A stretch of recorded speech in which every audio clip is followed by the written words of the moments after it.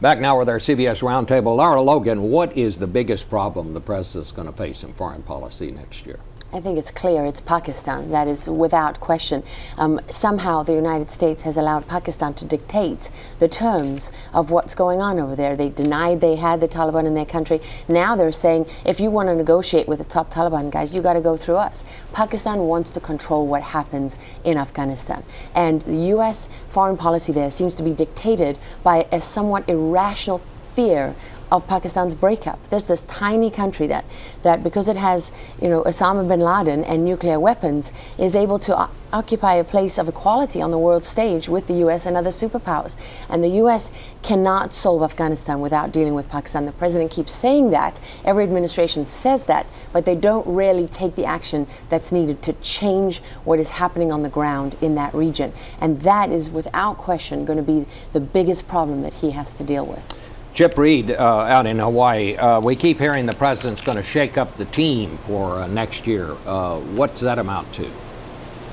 You know, Bob, we've been hearing that for a year and it never happened. Every time somebody leaves, they bring in somebody else from the inside, usually somebody like Pete Rouse, the new chief of staff, who's even closer to the president than Rahm Emanuel was. So I think they're going to continue to promote from the inside. They may bring in some outsiders, but they'll probably be people who were tested by having been in the Clinton administration. And speaking of the Clinton administration, they like to say they're not going to model the next 2 years after what Bill Clinton did after his shellacking in 1994. But on the beach here a couple of days ago, I saw one of the president's top political advisors reading The Choice by Bob Woodward, which is all about how Bill Clinton recovered and then cruised to victory in 1996. So maybe they won't follow that pattern, but they're certainly making themselves aware of it. Nancy Cordes, the question I asked before the break, who has the hardest job? John Boehner, Mitch McConnell, President Obama? Well, it's not going to be a party for anyone. I mean, first of all, John Boehner, he's got this new majority in the House, but he's going to need to figure out how to corral his own party. He's got all these new Tea Party freshmen coming in.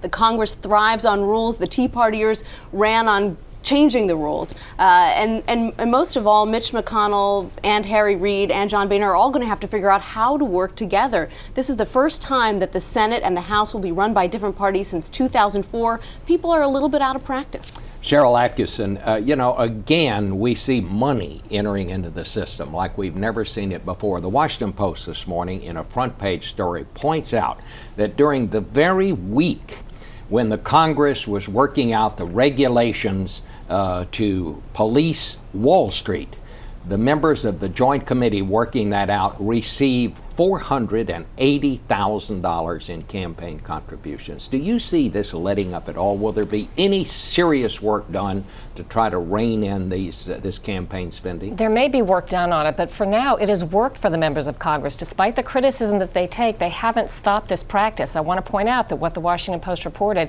is very common. It's been going on for years. When I look at those congressionally taxpayer-funded earmarks that the members of Congress hand out to individual people, I've gone through one by one with defense earmarks, for example, and never been disappointed when I have looked for a campaign connection between the member of Congress and the entity to which the member of Congress gives.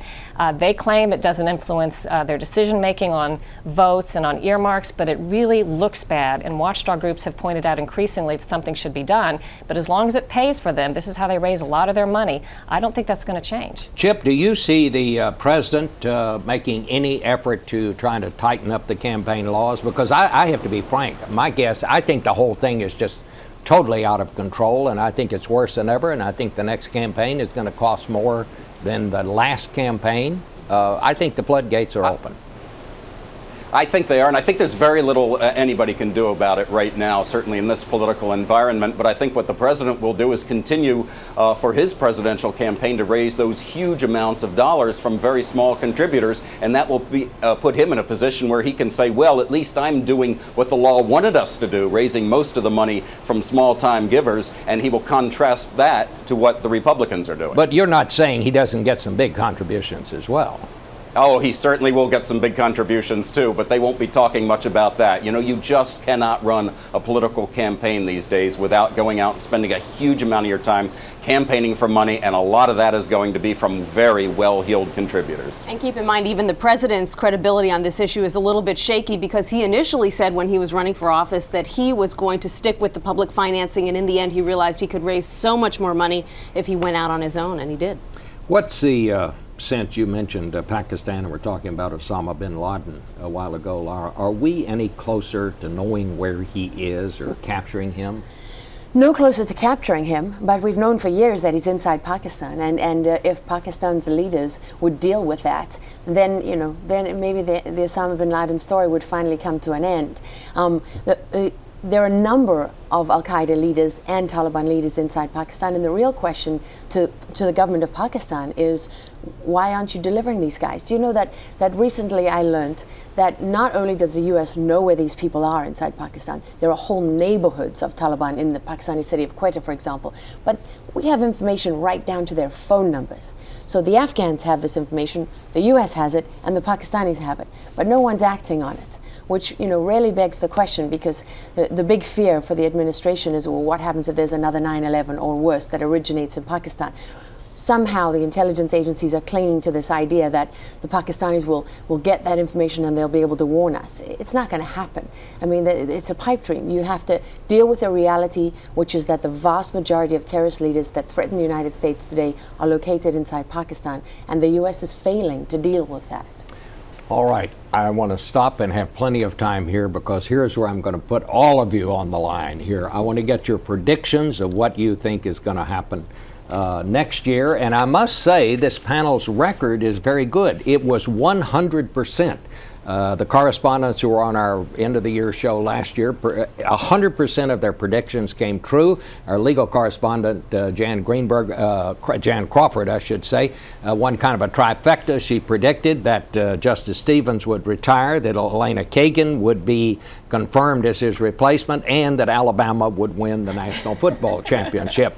The only person who had a wrong prediction was the moderator. I thought TCU would win the Fiesta Bowl, and for some strange reason they didn't, but I'm going to double down, and for my prediction, I'm going to say they are going to beat Wisconsin in the Rose Bowl this year. So, Chip Reid, what's your prediction? Well, Bob, the Phillies will win the World Series with their blockbuster lineup. And on a much more important note, I think Joe Biden is to some degree going to win the battle over Afghanistan. He said recently that in July the president will announce something more than a token withdrawal. I think he's right. Nancy. I predict that after an initial rough patch, Democrats and Republicans in Congress are going to work together better than anyone expects, and that the debt is going to be the issue that brings them together. I think after an initial patch of cooperation between Congress, they will be further divided than ever, and in 2011, drawing battle lines for 2012. All right, Lara. I predict that come the fighting season in Afghanistan, whatever fragile gains have been made recently in the surge will be reversed. And I suspect that Chip could be right for different reasons. Not that a big drawdown will happen, but absolutely that Joe Biden's strategy might in the end win the day, because the Democrats are desperate to get out of Afghanistan and seem to be willing to do so at any cost, even though the president may not necessarily agree with that. All right.